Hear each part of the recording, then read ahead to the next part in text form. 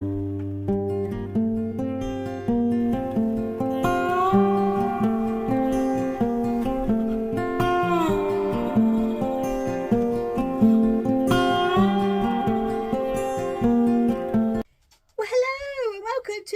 in August, day 7.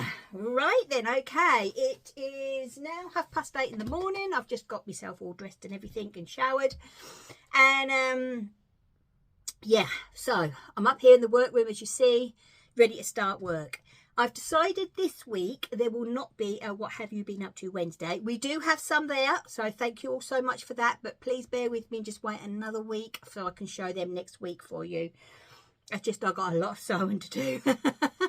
And yeah, so yeah, they're getting there. I think I should be finishing one batch today, and then I've got another couple of bits to do. So, and then all the yarn cozies.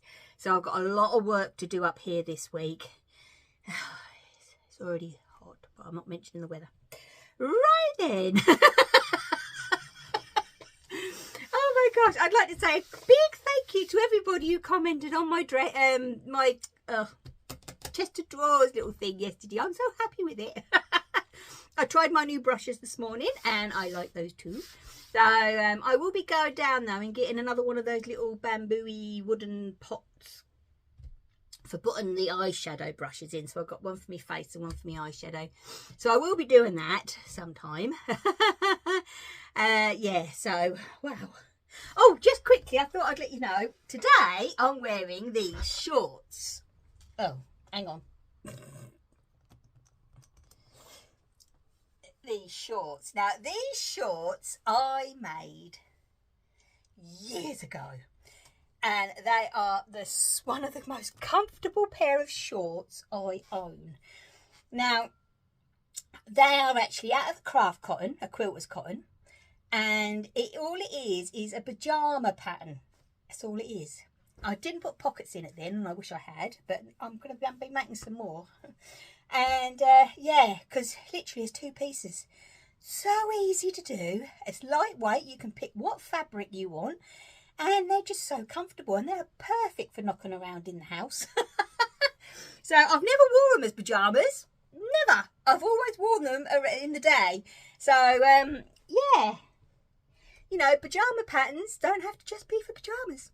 That they really don't. So, yeah, that's just a thought there. Right then, I've got the iron on and I better get to work. Right then, now, excuse the fan, but I've got to have it up here. Just thought I'd let you know this is going to be the tip of the day, okay?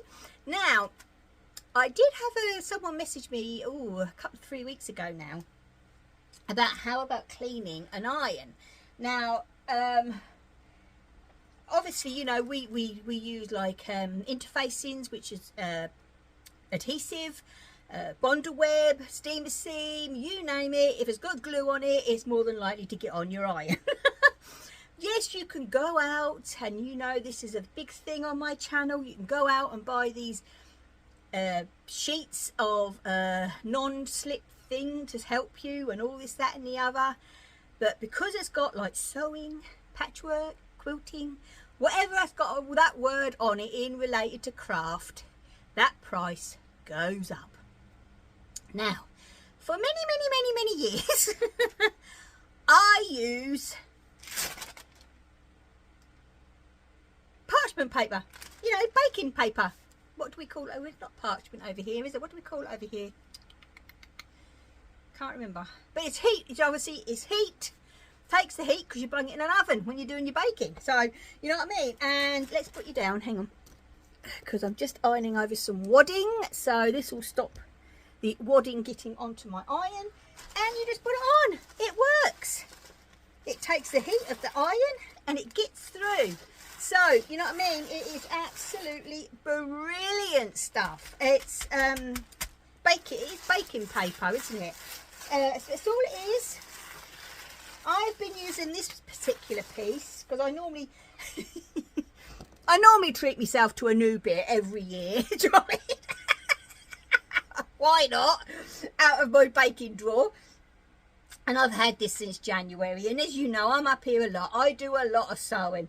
So, you know what I mean? And it's still fine. It still does the job. So, everybody that do sewing, don't go and get a pressing thing. Use your baking paper. It's like, how much is it a roll? £1 if you go to like these B&Ms and Home Bargains and stuff. You can get like 50 metres for £1 or £2. Last you a lifetime. So there's the tip of the day. All right then, okay, so we're just after 10. Well, more like 10:30. So all the bags are done. So now I'm going to stand and cut all the yarn cozy fabric, and hopefully I will get them all sewn up tomorrow, and then the shop update will happen Friday. Okay, you'll not believe what happened this morning. After I did the video that you've already seen about the iron with the parchment paper and so on, my iron went. It just stopped. So luckily, obviously, I've got a spare iron that we use for clothes. So yeah, mind you, I've had it some years. I know everything don't last forever these days, do they? Unfortunately, but yeah.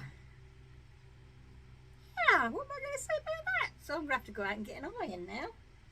So I always have one as a backup. So I'll have the new one will be for work, and then the other one that I'm using now will be for the clothes, our clothes. So yeah, what can I say, eh? What can I say? Well, all right, let's get the yarn cozies cut.